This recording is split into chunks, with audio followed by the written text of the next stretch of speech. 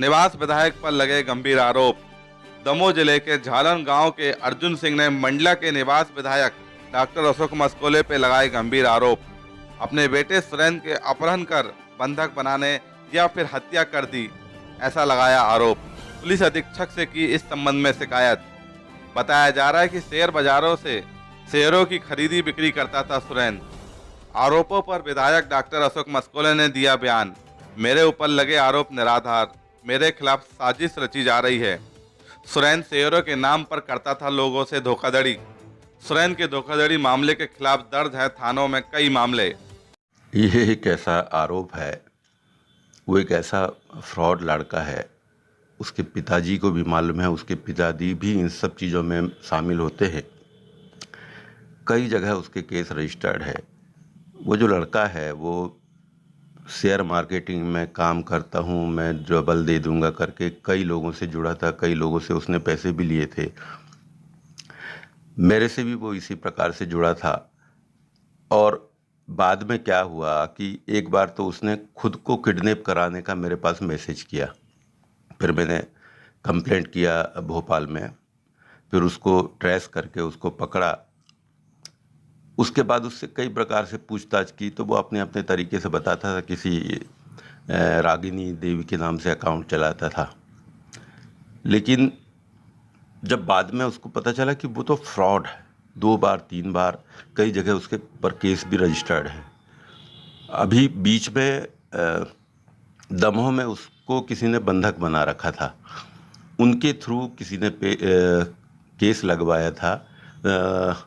दमोह में किसी ने जो बंधक रखा था, तो पहले उन लोगों ने उसके उनसे फ़ोन लगवाया कि हम उसको दे सकते हैं, हमको उसके अगेंस्ट में कुछ चाहिए। और उसके बाद मेरे से लिंक बनाया बात करने के लिए। क्या था, पहले से ये सब इतना फ्रॉड था तो हमने जितने भी उसके अकाउंट थे एफआईआर के बाद में उसके सारे अकाउंट सीज करवा दिए थे। और सीज कराने के बाद में उसका अकाउंट ओपन हो नहीं पा रहा था। तो बहुत चालबाजी से वो मेरे पास आने के लिए उसने बोला। बाद में मेरे पास आया और वो जैसे आया उसने कई तरीके से बताया मेरा ऐसा पैसा इस अकाउंट में है। लेकिन जब जाके उसकी कंपनी से बात किया तो उसमें 130 रुपये था। तो बोले मुझे 1 दिन का और मौका चाहिए, ऐसा बोला। हमने कहा अगर नहीं हुआ तो हम तो पुलिस को दे देंगे। ये बात हुई, उसके बाद में वो भाग गया। तो ये उसके पिताजी जो है, सारी कम से कम 8-10 साल से वो इस प्रकार का काम करता था। कई लोगों से लेन देन, उसके भाई को पैसा देना, उसको पैसा देना। ये मेरे पे जो आरोप लगाए हैं ये बिल्कुल सरासर है। जबकि मैंने उसके पिताजी को बता दिया था कि उस आया है, मैं बुला नहीं रहा हूँ, आ रहा है, कर रहा है, क्योंकि मैं तो केस रजिस्टर्ड किया है, मैं तो पुलिस कार्रवाई चाह रहा था। बोले उसको एक मौका दे दो। लेकिन एक मौका देने के बाद में भी वो उसने धोखा दे के फिर भागा है। इसकी बात मैंने उसके पिताजी को भी बताया था। आपके द्वारा कोई कंपनी चलाई जाती है रागिनी, ऐसा कुछ बताया जा रहा है। और उसके अलावा जो आरोप जो लग रहे हैं कि वो यहाँ पे पहुँचा हुआ था, ऐसा कुछ। जो कंपनी की बात कह रहे हैं वो कोई कंपनी नहीं, वो उसी कंपनी का माध्यम से वो काम करता था खुद लड़का। और उसने वो रागिनी देवी के नाम से वो खुद अकाउंट चलाता था। उसी भ्रम में तो उसने सबको रखा था और कई लोगों से उसने पैसे ले रखे थे, कई लोगों से, इधर का उधर काम। उसके पिताजी से पूछिए आप, उसके पिताजी बता नहीं रहे हैं। एक्चुअली उसके पिताजी खुद उसके पिताजी की जो प्रॉपर्टी है दमोह वाले किसी ने बंधक बना रखी है और उनसे पैसे लेने के लिए वो खुद मेरे से पैसे मांग रहे थे। मैं कहाँ से पैसा दूंगा भाई। और इसमें जो पेपर में देख रहा हूँ लाखों करोड़ों कमा के दिया, भैया लाखों करोड़ों कमा के देता तो मेरे पास भी दिखता। और वो लाखों करोड़ों कमाने वाला होता तो उसके घर में भी उसकी प्रॉपर्टी दिखती। ये सरासर एक है और मुझे लग रहा है कहीं ना कहीं कोई साजिश का एक हिस्सा है। ये आरोप चूंकि आप बोल रहे निराधार हैं, तो क्या इसके बाद इस पे आगे कोई कार्रवाई आपके द्वारा? देखिए क्या है, उन्होंने आरोप लगाया है, मैं इसका जवाब दूंगा।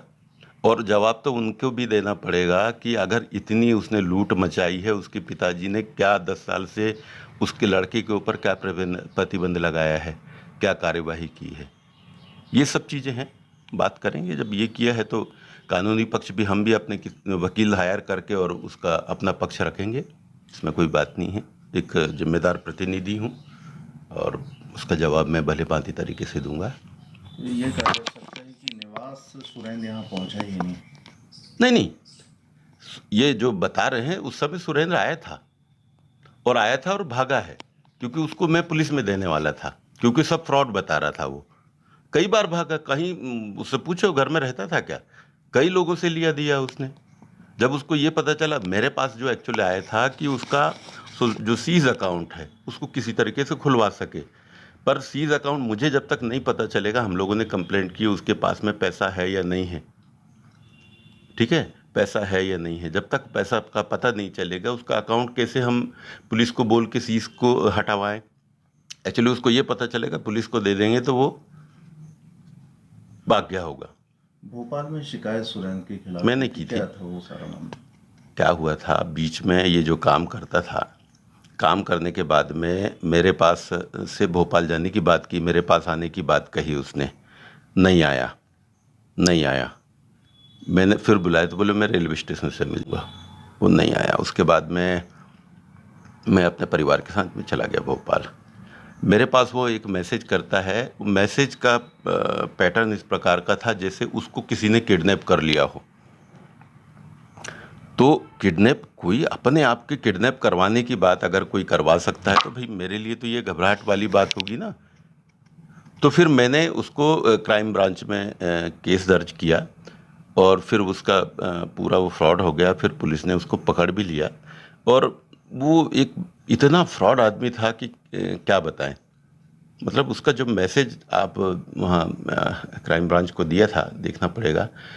लेकिन खुद अपने आप को जो आदमी किडनैप करवा सकता है वो कुछ भी करवा सकता है। प्लानिंग से मेरे पास सकता है, अगर वो आ सकता है तो जा भी सकता है। मतलब बहुत बड़ा प्लानर था।